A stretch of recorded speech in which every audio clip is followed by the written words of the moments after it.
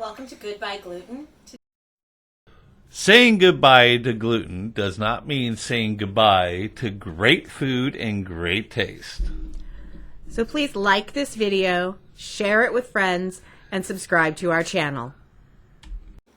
Today I'm making my husband's birthday cake. It's his birthday this weekend, and we are also going to be making spaghetti and meatballs for dinner. So first off, this morning I got up early and made a basic cake mix. This is a very good cake mix. Followed the recipe on the back, so very easy to do. Instead of making a large cake, I made 2 small rounds and then a dozen cupcakes. We did have a sample. Like I said, it turned out very good. Now I'm going to make the frosting. To make a simple buttercream frosting, you need some butter. This is a dairy-free butter, about 3 tablespoons, powdered sugar, a little bit of milk, and we'll be adding cocoa powder for chocolate frosting. To make the frosting first, we're going to need about 3 tablespoons of butter, some milk, both of these are dairy-free, some powdered sugar, and some cocoa powder. I've softened the butter to make it easy to mix in. First off, I will add a couple tablespoons of the cocoa powder. So about 2 tablespoons, 3.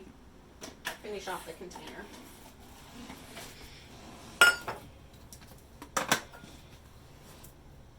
And we'll start with about a cup of powdered sugar. I don't want to make a whole lot. Then I will start with my mixer on low. If you go too fast, you'll end up wearing your flour mix, the powdered sugar mix. And I'll add a little bit of milk at a time.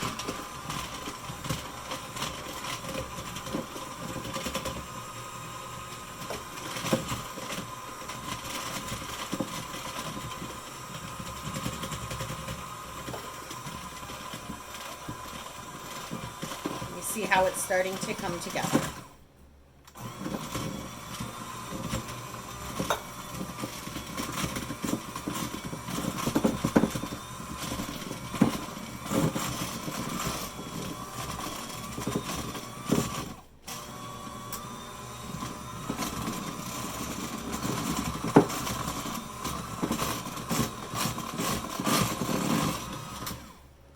And there you can see we've got a nice chocolate buttercream.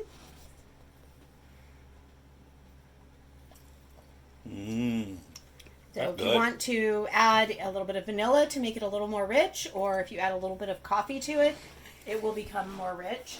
And as you can see, I only made about a cup, maybe a cup and a half of frosting, because we're only going to frost what we're going to eat. That's one of the things we've discovered with gluten-free baked goods is with your cupcakes and cakes, frost them as you are eating them.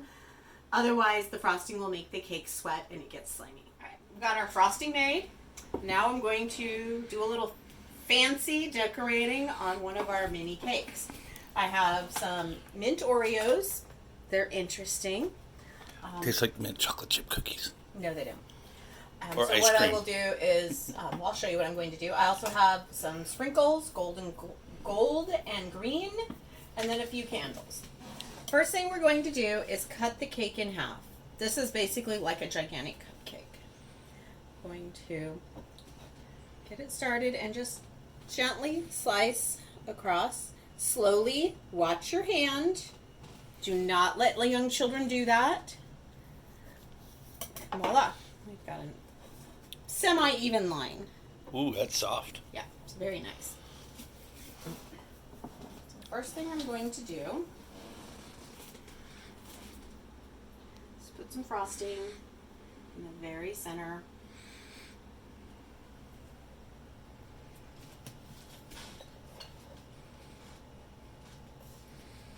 Just like frosting any regular cake. It's just smaller. You don't use a frosting knife? I don't have a frosting knife. What's that weird spatula, long spatula thingy? It's a spatula. Now that we have a layer of frosting on, you can put it as thick or thin as you want. I'm going to take my 2 cookies, put them in a Ziploc bag. You might warn people in the household what you're going to do, because it'll scare them. See my new rolling pin? Isn't it pretty? Just going to pound it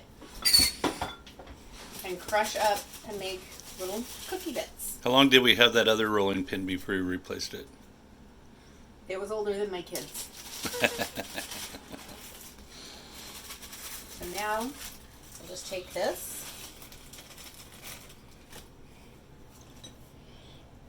Oh, yummy. Green and crumbly. Yep. The nice thing about little cakes is you can move them around a little bit more, and so they're not as fragile as a big cake. There's also less quantity.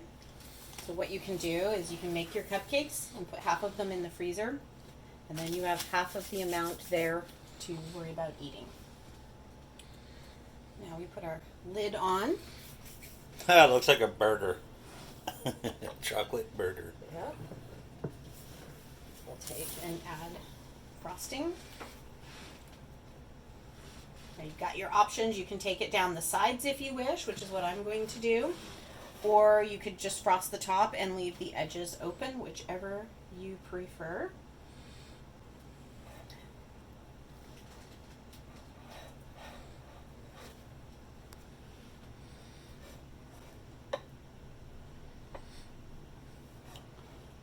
We need to get you one of those little spinny things that they decorate cakes on.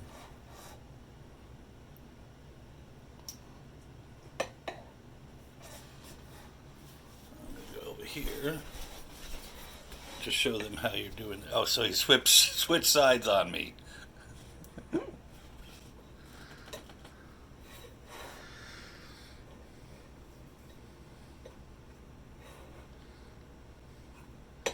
Now, I've seen on baking shows where the people take the top part of the cake and flip it upside down. Why do they do that?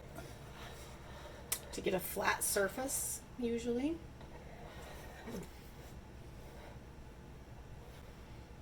I've also seen them on baking shows cut off the top part.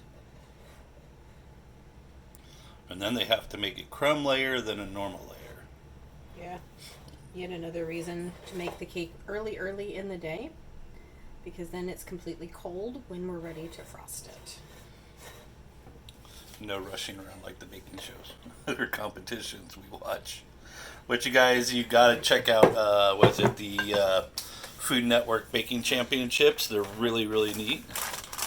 The kid ones are really cool too, because those kids come up with some really crazy stuff. Probably only need one for the top crumble. I'm not crumbling. You putting them on there? I have no idea what she's doing. She won't tell me. She said, I'm lucky just to be able to be in the kitchen.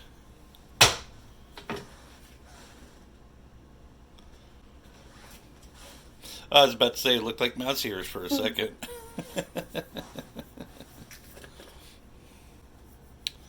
Little green and gold sprinkles, which are my alma mater. Go Mustangs.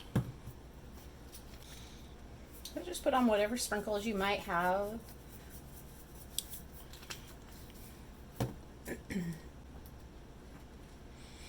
Another reason why you don't let your kids sprinkle, because they'll just pour the whole thing on there. And there we go. Fairly simple. So Greg will get the big cake, and the kids and I will eat smaller cupcakes. Oh, look at that. That's And when pretty. we're ready to frost a cupcake, you can basically do the same thing. Just take